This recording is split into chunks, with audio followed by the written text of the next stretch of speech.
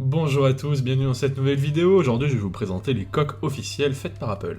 Alors, vous avez peut-être récemment acheté un iPhone 10 et vous vous dites « Oh mon Dieu, qu'il est beau, je dois absolument le protéger ». Eh bien, vous avez raison, c'est un téléphone très fragile, avec son arrière en verre, la façade en verre et le pourtour en acier inoxydable. Il faut savoir que le pourtour en acier inoxydable argenté va se rayer plus vite que le gris sidéral, car sur le gris sidéral, vous avez un petit revêtement sur l'acier qui permet de rendre cette couleur plus foncée. Et donc par conséquent, vous allez vouloir mettre une coque, et aujourd'hui je vous présente les trois solutions d'Apple, qui sont la silicone, la cuir et la folio. On va commencer en parlant de la coque en silicone. Alors elle n'est pas donnée, elle est comme à 45 €, mais elle présente un avantage certain, c'est qu'elle tient très très bien en main. Alors, c'est un avantage ou non, c'est un avantage en main, par contre dans le pantalon, si vous portez des pantalons serrés, vous allez avoir des difficultés à l'insérer dans votre poche, c'est quand même dommage. Avec le temps, je lui reproche trois choses. La première, c'est qu'elle a tendance à huiler, ça c'est dommage, devenir grasse. Au niveau de la résistance de la matière, le moindre choc, vous risquez de voir des petits morceaux partir. Ça c'est dommage, surtout au niveau de la connectique et de l'haut-parleur. Et enfin, elle prend beaucoup la poussière. Ici c'est un modèle plutôt foncé, et comme vous voyez, elle a tendance à prendre pas mal la poussière. Mais hormis ça, c'est un modèle très sympa. J'aime beaucoup les nouvelles touches d'Apple au niveau des boutons qui sont plus foncés que la coque en elle-même.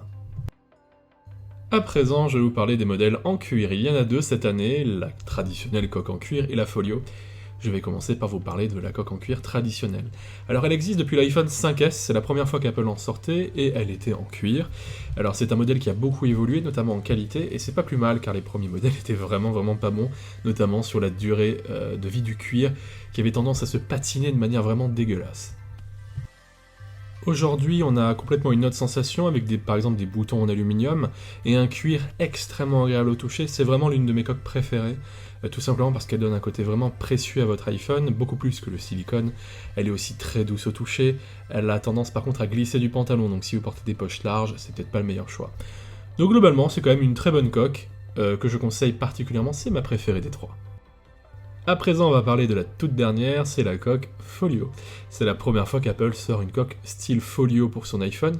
Alors, ça paraît plutôt simple, en fait c'est une coque en cuir traditionnelle, et Apple a simplement cousu dessus un rabat folio. Alors ce rabat folio est plutôt pratique pour les personnes qui aiment bien avoir un billet ou deux sur soi et une carte bleue. Pas plus, parce qu'au fond, si vous allez vraiment gaver le rabat, vous allez avoir du mal à garder quand même une ergonomie. Il faut savoir que ce rabat possède un aimant, c'est plutôt pratique, tout simplement parce que quand vous allez fermer la couverture, votre iPhone se mettra en veille tout seul. Ça rappelle la Smart Cover. Néanmoins, il manque de flexibilité, ça aurait été sympa par exemple d'avoir un mode pour mettre l'iPhone en mode vidéo, comme on retrouve avec la Smart Cover.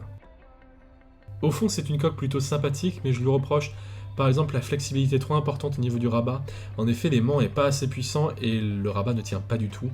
Il faut aussi noter que c'est une coque plutôt épaisse, donc si vous êtes quelqu'un qui veut vraiment une coque pour protéger le design, c'est pas ça, elle va vraiment l'épaissir.